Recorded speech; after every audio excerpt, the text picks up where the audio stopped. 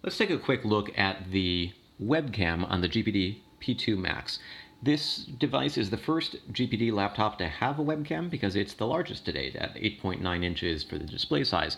That's pretty small by modern laptop standards, but pretty large for a GPD device because they tend to be handhelds. And so we've got this little webcam that is built into the hinge here. Now, there's a couple of interesting things about this that almost make me wonder why GPD even bothered to put a camera in there.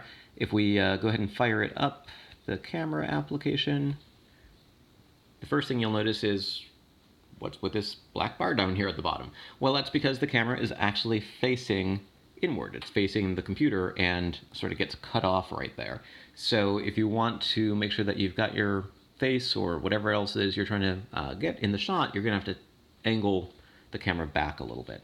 So what that looks like from the side is you need about this angle at least, or you can go all the way up to this angle, I suppose, if you wanted to.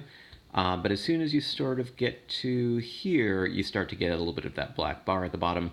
And if you put this at a 90-degree angle, it's almost like you don't have a webcam at all because it's just facing inward. Now, this is probably not an angle that you would normally use, but this seems like a more comfortable angle for typing. But you really need to go like this if you were going to try to type and video chat, for instance, at the same time. Now, if I did that, brought it a little bit closer for typing, you get a nice view of my nostrils, I suppose, and you definitely get a nice view of my knuckles. So these are problems that are inherent generally to low-placed webcams like this. But, you know, I suppose it's better than not having a webcam at all, so if you really need to take a picture in a pinch, you can do it. You can also shoot video or make video calls, as I mentioned. So it's supposed to be a 2-megapixel camera, but when I go into the Windows camera app settings, it tops out at 0.9 megapixels on this demo unit that I'm testing. I don't know if that'll be addressed by the time it is available to the public or not, or if it's something special about this particular version.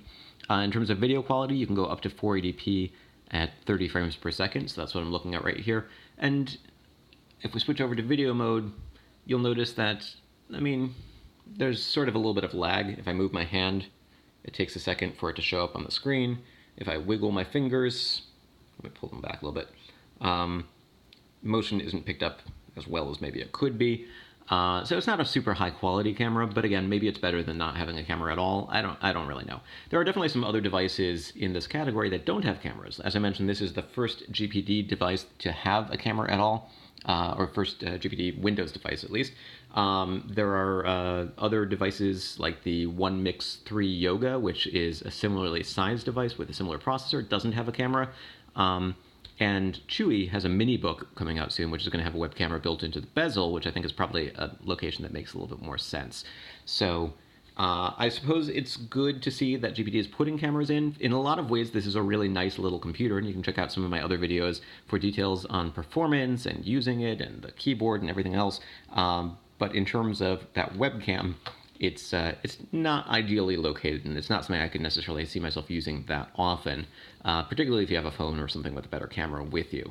But it's a 1.4-pound laptop that, generally speaking, offers decent performance for on-the-go usage, and the extra size that comes with this 8.9-inch screen, up from 7 inches on earlier models, allows for the inclusion of that camera, as well as for the inclusion of this touchpad, which is a new feature. So again, you can find more details in my other YouTube videos, and you can go to Liliputing.com for more details about the GPD P2 Max, which is a device that's going to sell for $529 for the lower end version during a crowdfunding campaign, and $705 for this version, which has a Intel Core M3 A100Y processor, 16 gigs of RAM and 512 gigs of storage.